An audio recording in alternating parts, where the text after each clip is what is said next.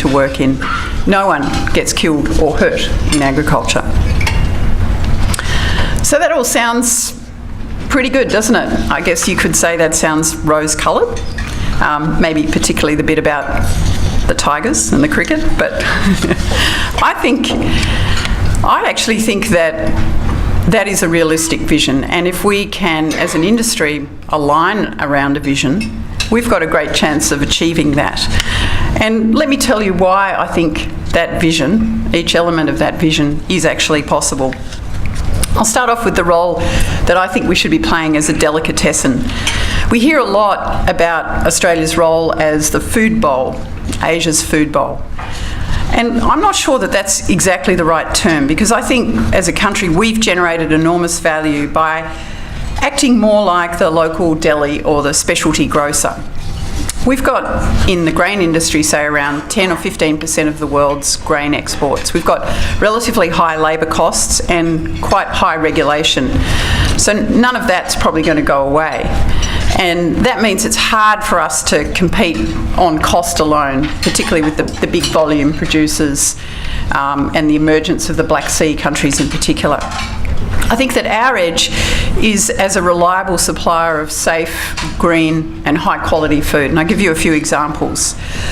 Australian grain is very highly sought after by customers in Asia and the Middle East because it's clean, dry, and it produces really high yields of a high quality and very white, bright flour that directly fits the needs of those consumers in the Middle East and Asia. Australian beef is valued particularly for its flavour and its quality over a lot of locally produced beef in many countries.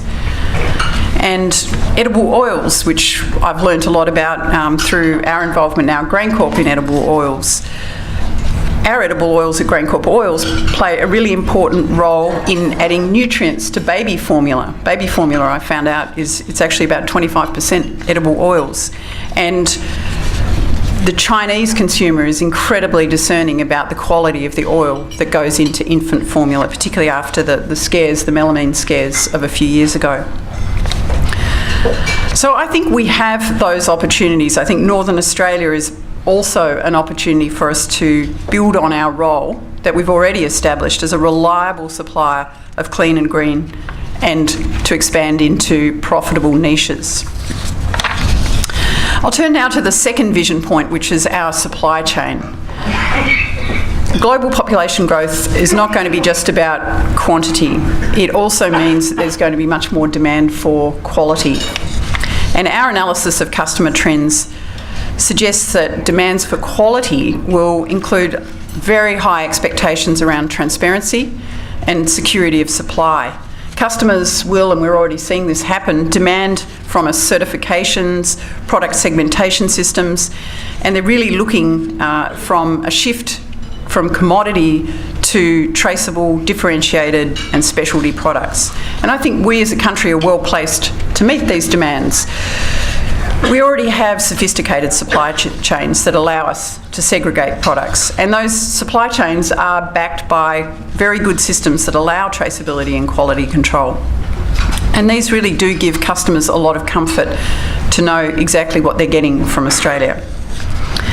Reliability is the other thing that I think we really have great credibility in. Reliable supply really does keep some of our countries, the countries we supply and the customers in them, awake at night.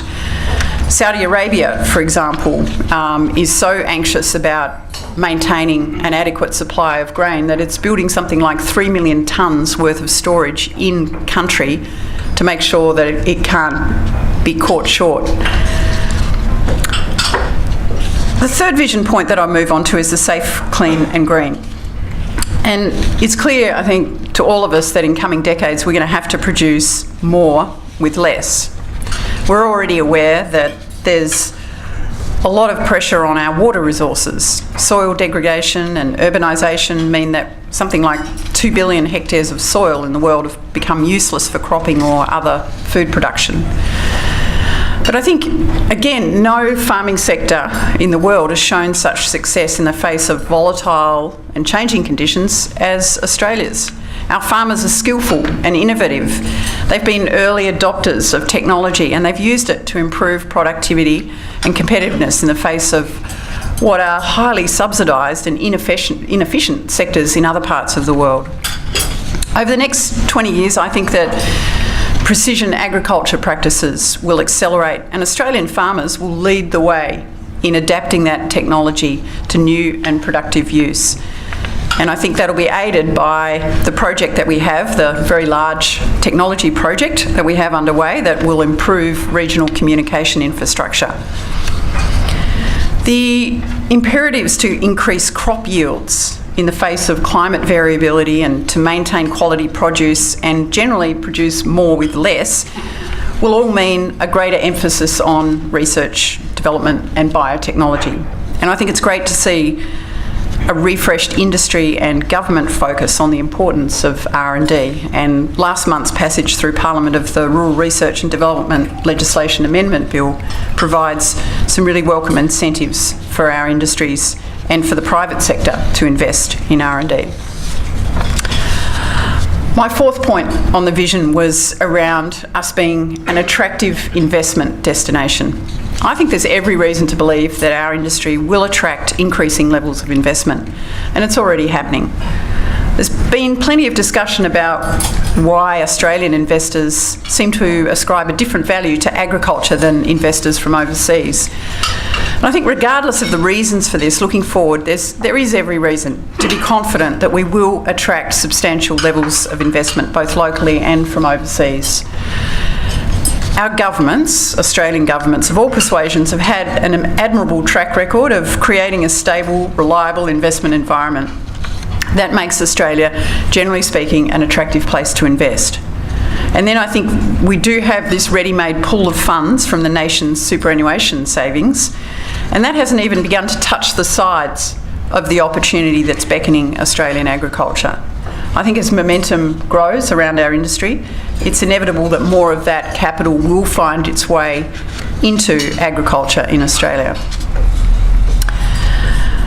The fifth point of the vision was around a new generation of farmers. I think it'd be denying the obvious to pretend that there aren't challenges around farm viability, ageing, family succession, and concerns about a lack of qualified graduates entering agriculture. There are quite a number of farmers who do very well, but there are many farmers doing it tough, and we all know that. And I think this situation really, and it's not easy, but it is an inevitable part of the industry adjusting to new demands. Higher productivity, fewer resources, investment in technology, and the need to invest in on-farm infrastructure inevitably means greater scale is required to succeed.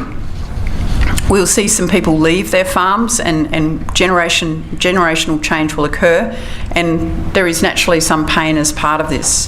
And I think as someone who does love being connected to the land myself, I really understand that and have a lot of empathy with the families that have to make those difficult decisions. But I think there's also a flip side to it, and that is that large successful industries need to be serviced, and there will need to be more investment in regional communities and ancillary industries to support the production sector and agribusiness. And a new generation of farms and farmers will bring new ideas and new enthusiasm. We all know that money and investment in a sector does attract talent. If you look at the banks and the mining industry, they have definitely been able to attract talent as they've done well. And when we talk to people who want to join GrainCorp, particularly our young graduates, they want a career path that offers meaning, and they actually want more than money. They want social benefits, and they want the noble purpose that our industry does have, the sense of I'm playing a role in doing something important.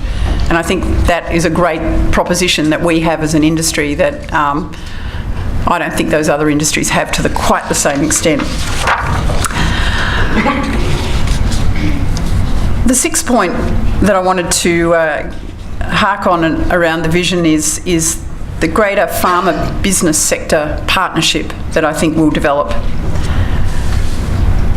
And I know, when you think about our industry, we really our industry was defined very much actually by a lot of boundaries. We had, walls